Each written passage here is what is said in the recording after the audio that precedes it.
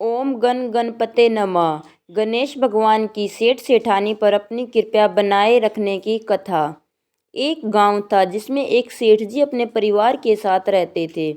सेठ जी के गांव के पास ही शहर में बड़ा व्यापार था।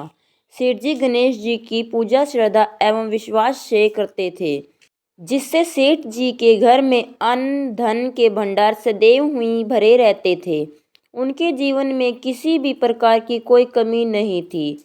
नित्य प्रतिदिन नियम अनुसार रोज वो नदी पर नहाने जाते और आकर गणेश जी की पूजा करते, उन्हें भोग लगाते और फिर स्वयं भोजन करते थे। यह बात सेठानी जी को अच्छी नहीं लगती थी।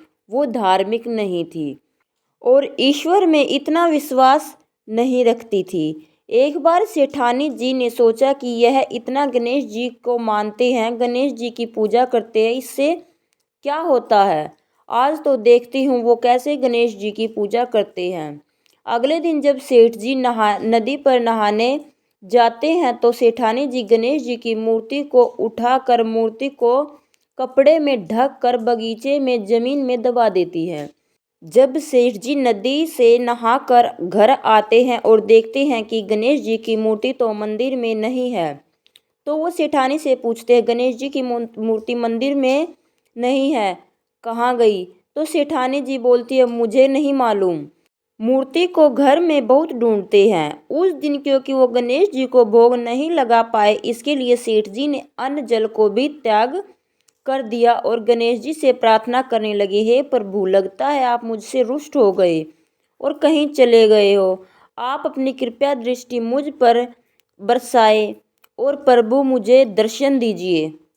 सेठ जी ने मन ही मन सोचा कि अब से जब तक आप मुझे मिल नहीं जाते, मुझे दर्शन नहीं दे देते, तब तक मैं अन्न जल का त्याग करता हूँ।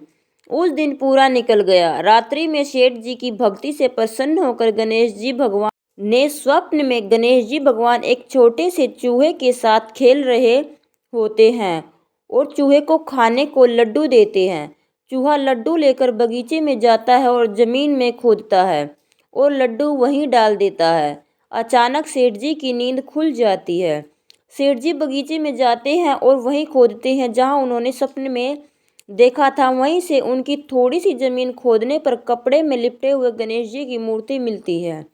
सेठ जी गणेश जी की मूर्ति की पूजा करके उन्हें यथास्थान स्थापित करते हैं और सेठानी से पूछने पर सारा वृत्तांत उन्हें सच सच बताते हैं और बात जानकर सेठानी जी को आश्चर्य होता है और सेठानी जी मन ही मन श्रद्धा एवं विश्वास से गणेश जी की भगवान की भक्त बन जाती है और सेठ जी से कहती है कि मुझसे बड़ा भारी अपराध हो गया है।